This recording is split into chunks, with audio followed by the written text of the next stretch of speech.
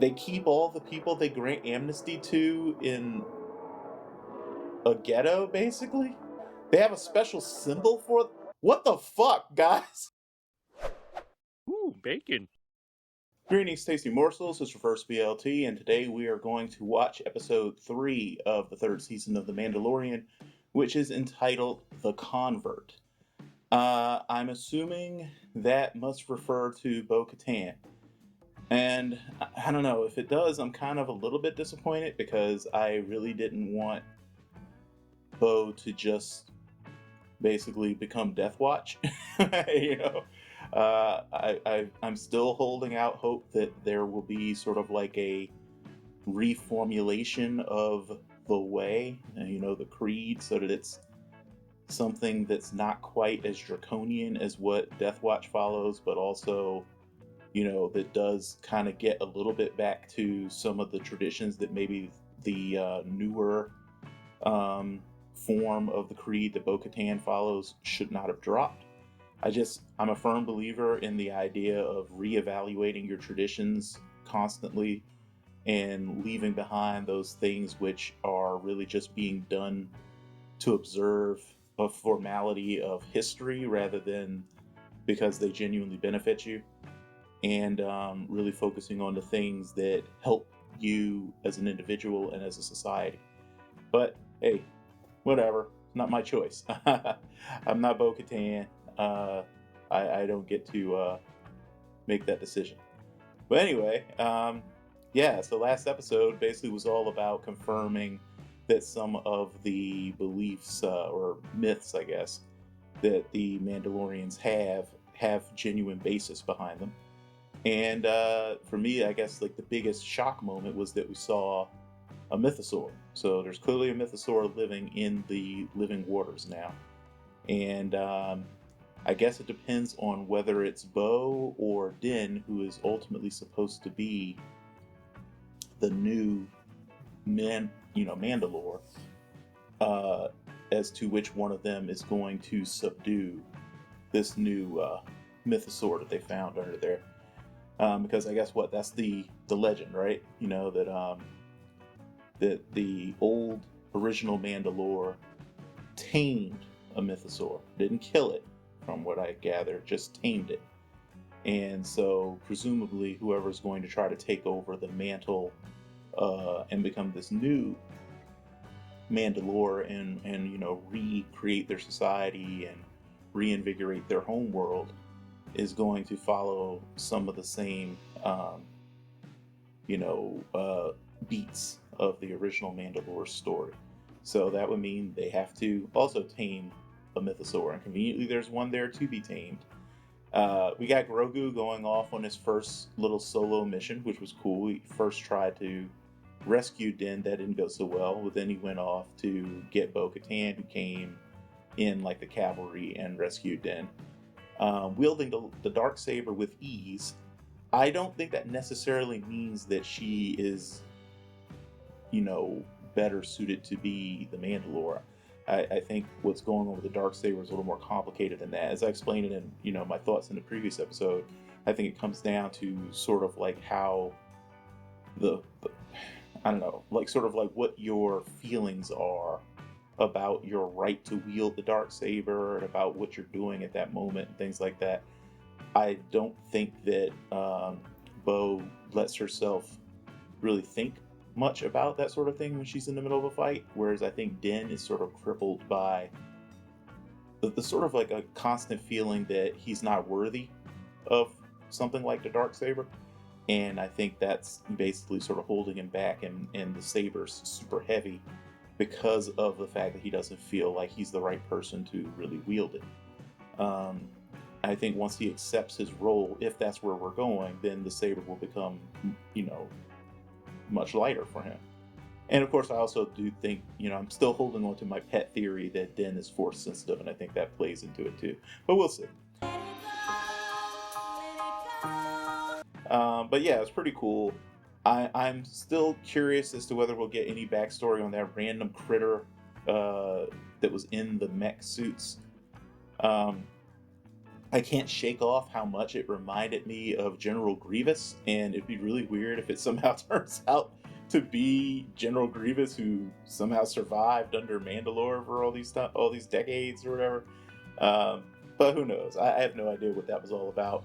It's actually bugging me slightly because right now it just feels like too big of a thing to have happened to have no meaning at all. And I don't like it when stuff just sort of gets tossed into a story that, I don't know, seems like it should have some sort of backstory or connection to something bigger because of just sort of how involved it seemed, you know? I don't know if that makes sense. But anyway. But anyway, let's go ahead and just get right into this episode and find out who the convert is and what exactly they're converting to.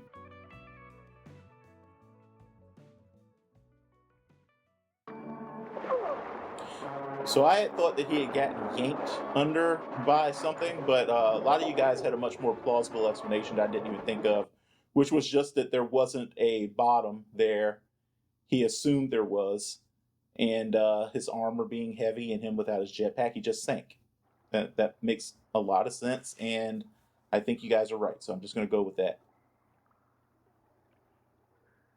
So, Bo, you just swam in the living waters too. Does that mean you're redeemed? Did she do any like CPR or anything? Did he swallow it? Did he just breathe in any water? Presumably not. I imagine he sealed his helmet pretty much immediately when he realized that he was sinking. I am redeemed. I witnessed it. Will the armorer accept your word as an apostate yourself?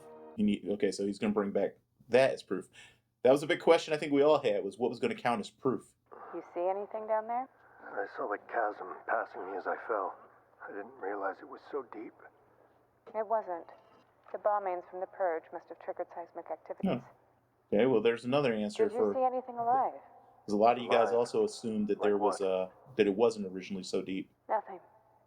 Oh, come on, Bo. Just tell him. Tell him what you saw. It's always a very frustrating trope in fiction, the whole idea of, like, you know, people just not sharing information.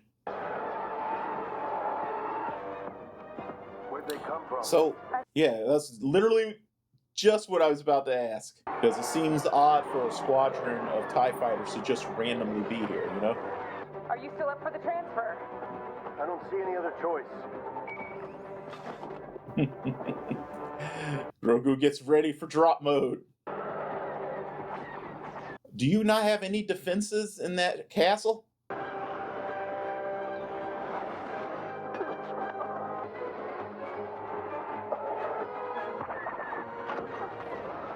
Seriously, I'm very surprised that a Mandalorian castle wouldn't just be like laying down huge amounts of fire on these guys right now.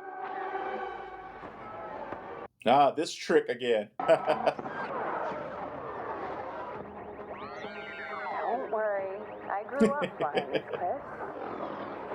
It's all right, R5. Of course, it's been a while.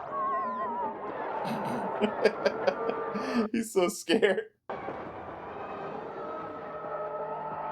Thanks for the backup. 2 more to go. I don't know. I don't really think that she needed another ship to help out here. She seems to be doing quite well on her own. But then again, no, this strategy does work quite well, though. She leads them on and he cleans them up from the back. 1 more to go. Oh, that was pretty cool.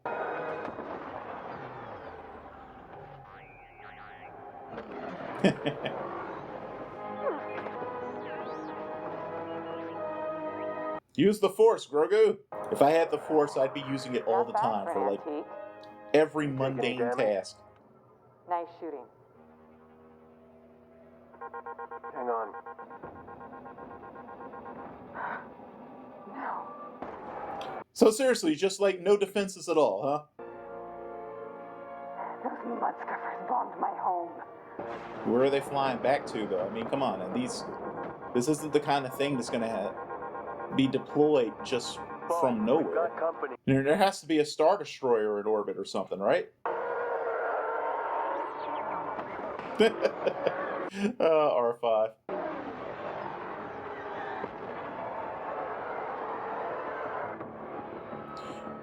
Where'd these guys come from? Coruscant? I don't know. Maybe not. Looks a little too, I don't know, rainbowy. If that makes sense. But I don't know. Maybe this is Coruscant. Because this feels like the opera house on Coruscant that we saw in the prequels. I assure you that my original intentions were good.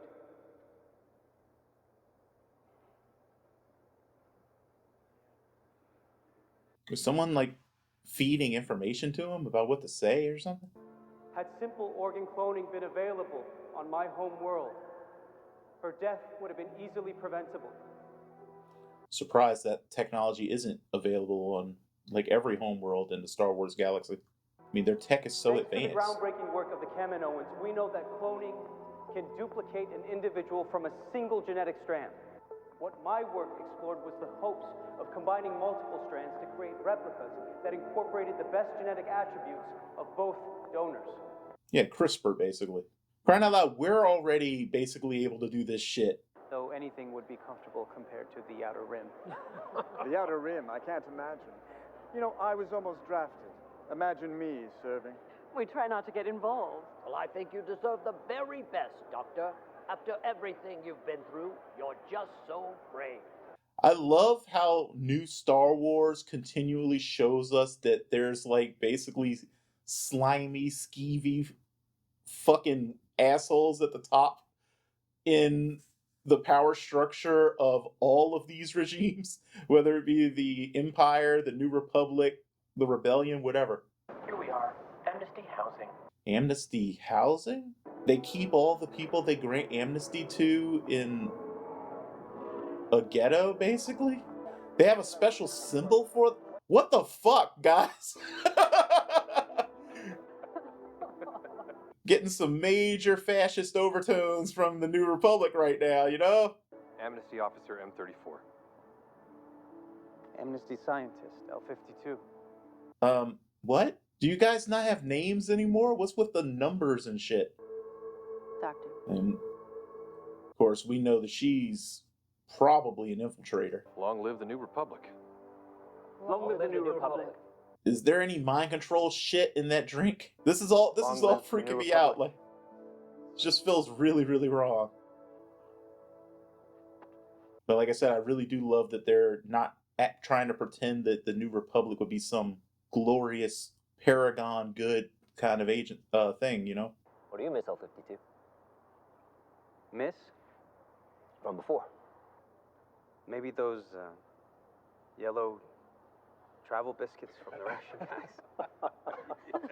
Oh, that brings back memories. Known as an ecumenopolis. Though Coruscant is often referred to as the center of the galaxy, it's not precisely located at our... One moment. Are they literally just reading out the entry from like Wikipedia for Coruscant? Wow, they give them pretty nice apartments though, gotta say that. Suspicious. Why are there no peepholes and such? You should always be able to tell who the hell's outside your door before opening it.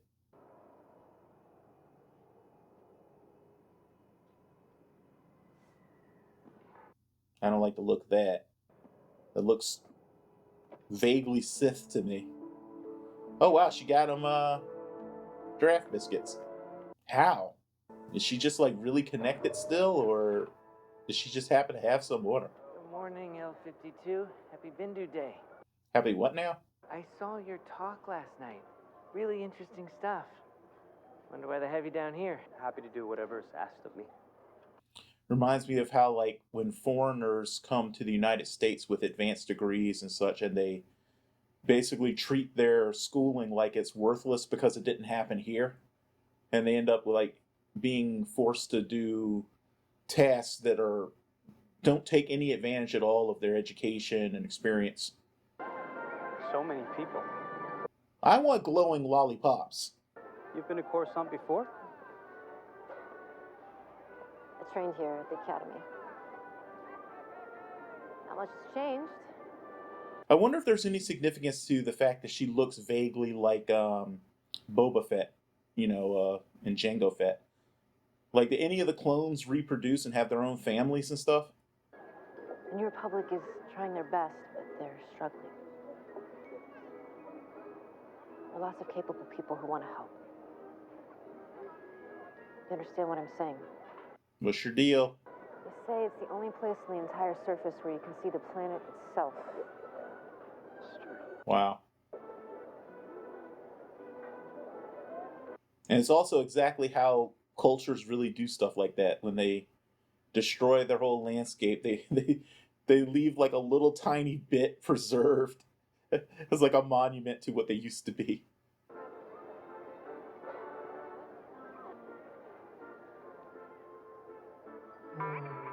Please refrain from physical contact with roommates. Sorry. You knew that was going to happen, didn't you? That's funny. No littering. Sorry. I think that was also meant to kind of show like how some things are a little bit like the Empire. So is this the headquarters of the New Republic?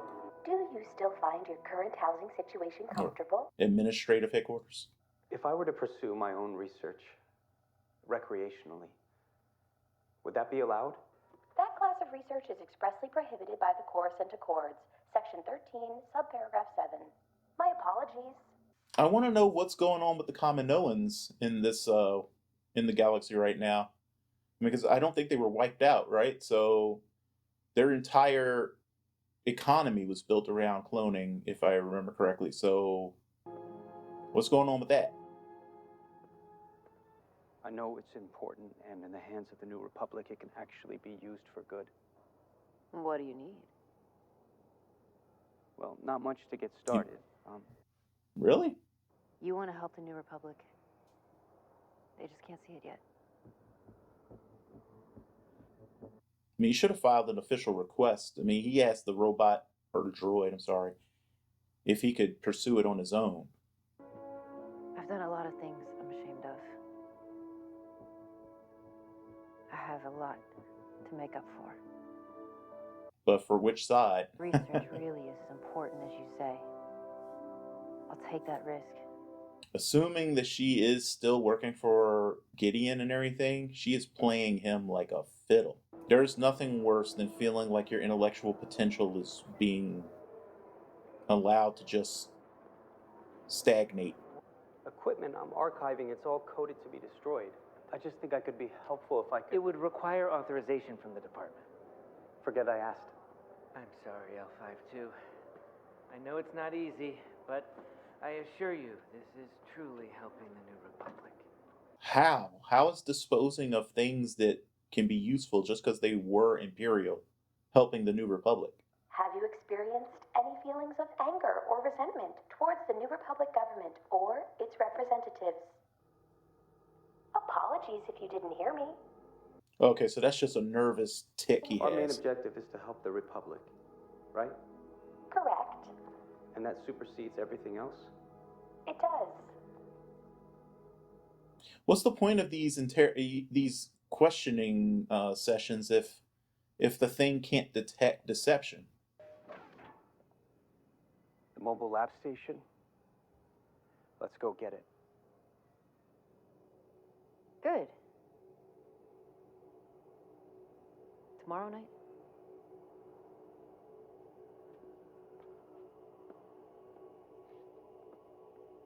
It occurs to me that that lady would make an interesting candidate to play Abby in the upcoming season of The Last of Us. I'm also surprised that the New Republic doesn't have like really sophisticated facial recognition technology. So again, it's another thing that we pretty much have now. Why wouldn't this society, millions of years more advanced than our own, have it? You shouldn't be able to like sneak around just because you're wearing a freaking trench coat.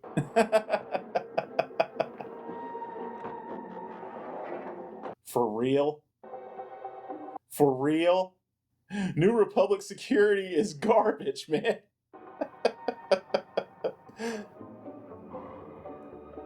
Just occurred to me that working with the Empire as much as he did, he probably didn't see non-humans very often. Thongs days, am I right?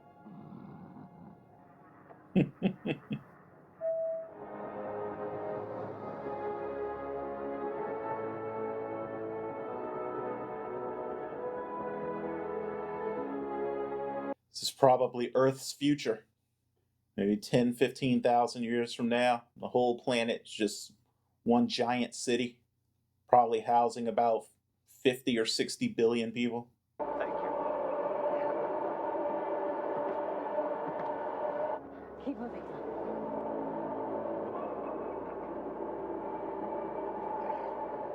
What is this, fucking first class? Tongs days, am I right? We'll work on that.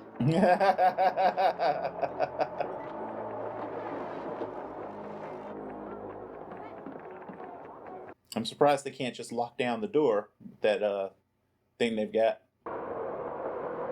We're gonna jump! What? You guys appear to be going extremely fast. I would not advise that.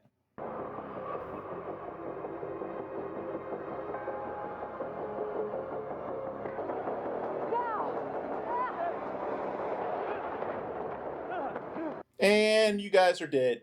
But it's Star Wars, so, you know. but in reality, they would be very, very dead. That taste for excitement now?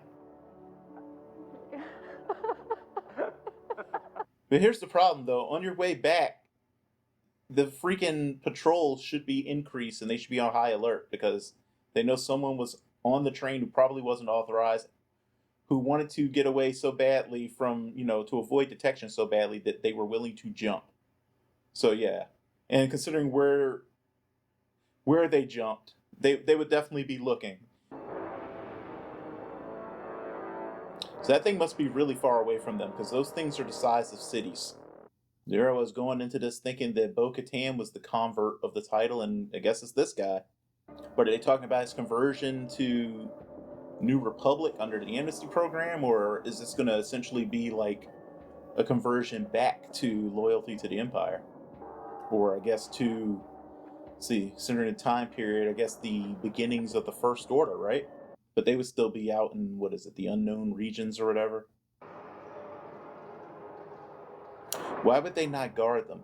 They know they're full of technology that could be used by people, so that doesn't make sense either. The New Republic is sleeping on the job, man. Elijah Kane, communications officer. Dr. Penn Pershing, scientist. Nice to meet you, Dr. Pershing. Here it is. This actress is doing a really good job. Like, you can see the very subtle kind of distaste as she said his name. What was that? Just the ship settling. No, it wasn't.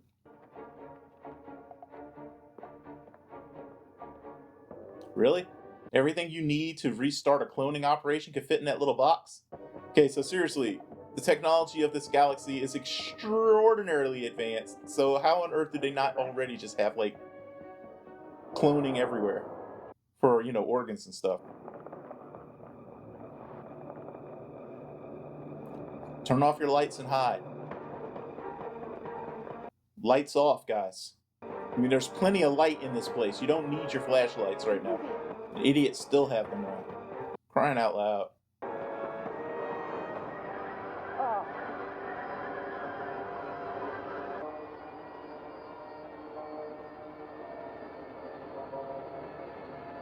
So it's all a trick?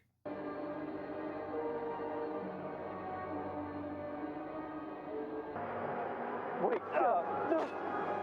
Okay. If I can accept this at face value, No. I then think there's been a mistake. this is a hell of a mindfuck. Indoctrination by the Empire is challenging to overcome. Are you about to fucking lobotomize this man? It's a non-invasive experimental treatment recently approved for rehabilitation. No, it's a mind flayer. What the actual fuck? You don't understand. She brought me there. It was a trap. Please, I just wanted to help. I mean, it's only technically entrapment if it's something you wouldn't have done. Being enabled isn't the same thing as being entrapped, unfortunately. But this is incredibly fucked up. Freaking lobotomizing people, basically. It's like electroconvulsive therapy. So she's still working for Gideon, and this is just stuff she does to enable her to move up in the program to, because nothing would guarantee her position better than constantly turning in other people. And assuming that she is still on Gideon's side, that she is doing an amazing acting job, because there's so much conflict and everything. No, not conflict, but sort of like there's interesting play of micro expressions on her face, indicating her true motives. You know what I mean? It's like, why on earth would they leave this completely to some random unsupervised person? You wouldn't have just one person responsible for any kind of procedure like this. There'd be other people in case something goes wrong, in case somebody wants to do what she just did. The New Republic just dropping the ball left and right.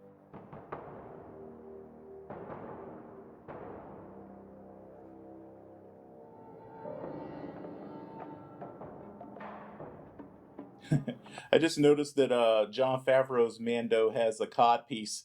I'm thinking Din needs to ask the armorer for one of those next.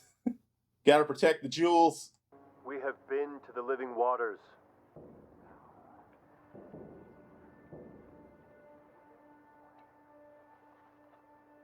I bring proof. And I still don't understand how on earth he's going to prove this.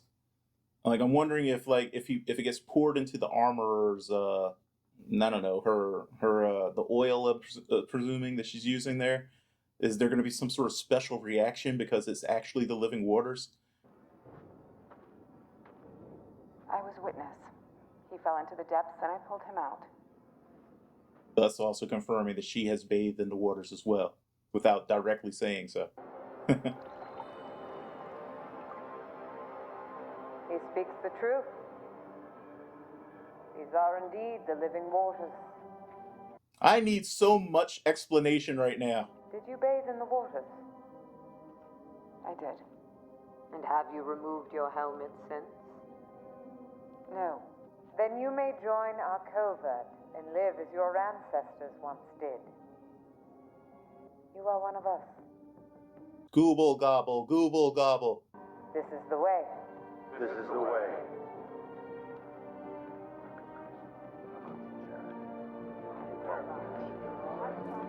You guys ever been to like a church that does fellowshipping at the end of a service? It's exactly what this is right now.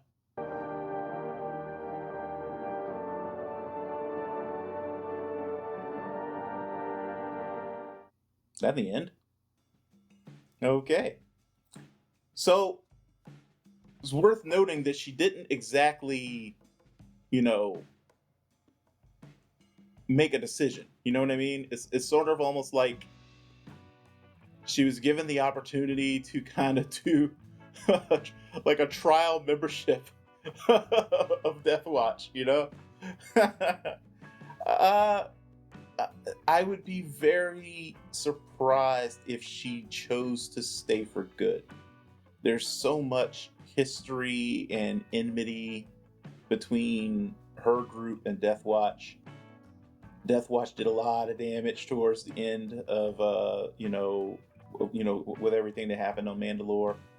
And if I remember right, pretty much led to the downfall of her house and everything. So I'd be really surprised if she chose to stay with them permanently.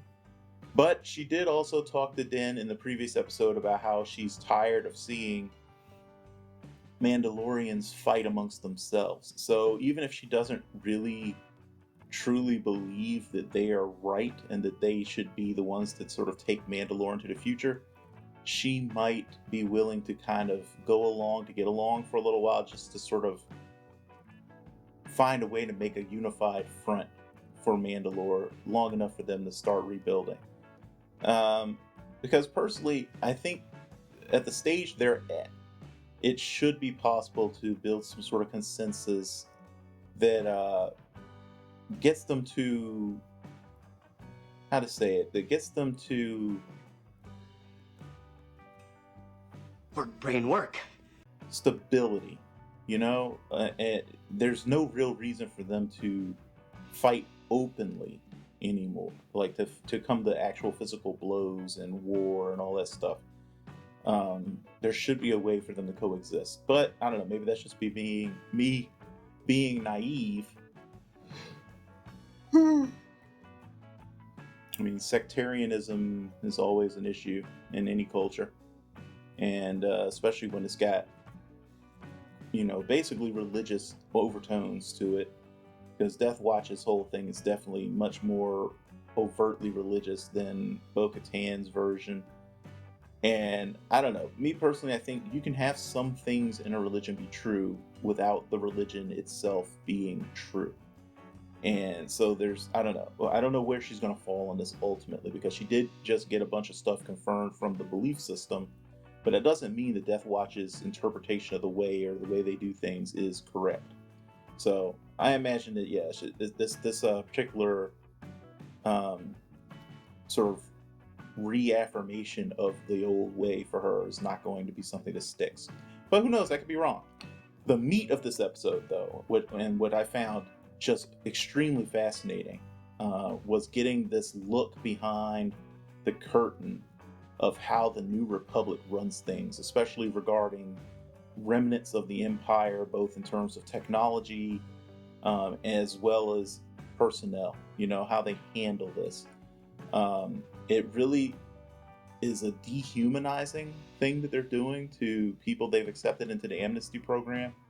I don't understand the idea of being so dedicated to eradicating things from the Empire that you even make people give up their names.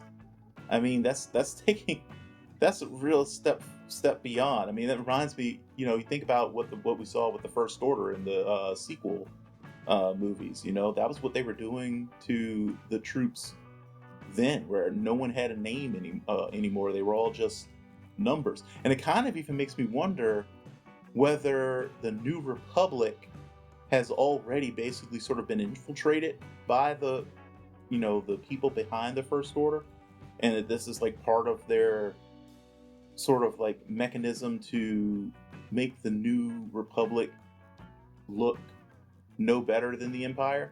But of course, it could just be, as I mentioned during the actual episode, it really doesn't matter what kind of regime you have. You tend to have awful, kind of almost like psychopathic people running shit at the top, because they're the ones who have the least amount of scruples, the least amount of concern for the effects of the things they have to do to climb the ladder.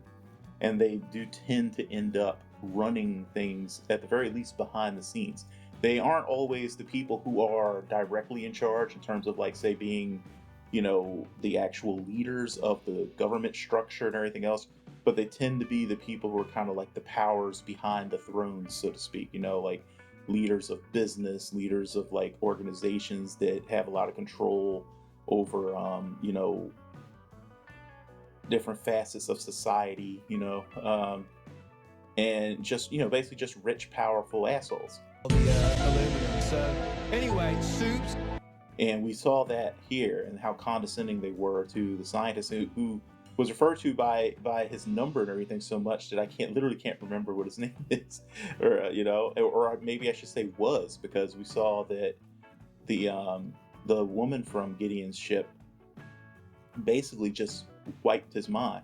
And I was thinking about, like, I said before, like, that it didn't make sense that they would have that system be operated in a way that could allow a single person to basically either do whatever they wanted or just fuck it up without anybody else being there as a backup or oversight or anything. But it just occurred to me that it's even more fundamental of failure than that. If this system is not designed to be used in sort of like the mind-flaying way, which of course is what he was so terrified of, then why would it even be possible to set it to that? That's the most basic of all safeguards. If you don't want a system to be capable of doing a certain thing, you design it so that it's limited to not be able to do that thing. She should not have been able to set it to the point where it basically just wiped him. which is what I'm assuming she did. But anyway, great episode, I personally think. This is honestly my favorite episode of the season so far. I won't, it wasn't the most exciting, in terms of like being action-packed and everything, but for me, it was the most interesting.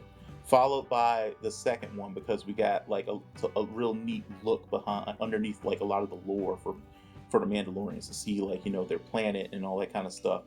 This one though was really cool, seeing the inner workings of the New Republic, like what replaced the Empire and how did they do things, and seeing it through the eyes of someone who was from the Empire, who transitioned over, and who seems genuinely to have wanted to have his life's work be sort of remade to benefit the New Republic, this thing that he seems kind of to really genuinely believe in.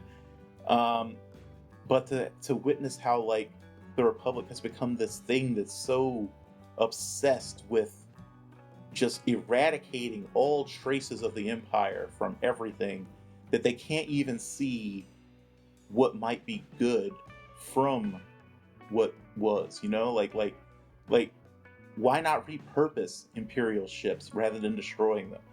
And also, why are you scrapping the the Rebel Alliance fleet? That doesn't make sense at all. You're going to need a military. You're going to need ships to patrol and defend and everything else. You don't know what's outside of the galaxy. You don't know what other forces might rise up from within the galaxy and all that stuff. You can't just be left defenseless. It's just idiotic. Which again makes me wonder how much is already being controlled by the forces that would eventually create the new, the First Order. Very fascinating stuff. I really enjoyed it. Excellent acting all the way across the board. We got a lot of really nice micro expressions from everyone involved, which for me is really where acting, like good acting, lives. Is in the face. The people who have a lot of control over what their face is doing, and can do things as complicated as making their face tell a slightly different story than what their words are saying in the moment like that. And especially the major standout was the woman who was the communications officer under Gideon. Her face was doing so much work, and she was really good. But anyway, guys, let me know what you thought of this episode. Did you really like seeing how the New Republic runs? What do you think of the New Republic? Do you feel the same kind of weird fascist overtones that I get out of this?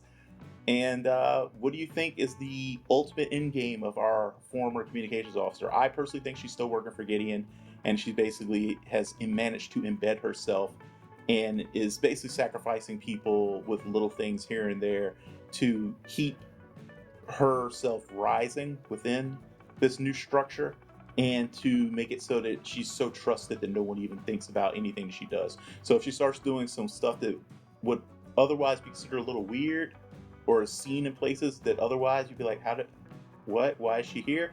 They'll write it off, because they'll be like, no, she's one of the good ones. We know we can trust her. And so that's what I'm expecting there. But let me know if you guys agree with that. And, let's just talk about the episode and where we think things are going in the comments. Another thing, do you really think that Bo-Katan has actually decided to become Death Watch? Like I said, I personally don't think so. I think she's just willing to go along to get along for a little while, but time will tell. Anyway, thanks so much for joining me for this reaction. I really appreciate it as always. Hit like and subscribe if you want. That's always something that's nice. If you feel like supporting the channel on Patreon, please do. Helps a lot. There are no tiers, no minimums, except for the $1 that Patreon requires. Anything above that, just extra love, and I really appreciate it, because like I said, it helps keep the lights on, helps keep me able to watch things and have time to actually edit and get the stuff out here. But not mandatory. I'm still going to make these videos regardless. I just appreciate it. Anyway, guys, thanks again. Do your best as always to stay safe and be well, and may the Force be with you. Bye-bye. We accept a one of us. Gooba gobble, gooba gobble. We accept her, we accept her. Google gobble, google gobble. One of us, one of us. Google gobble.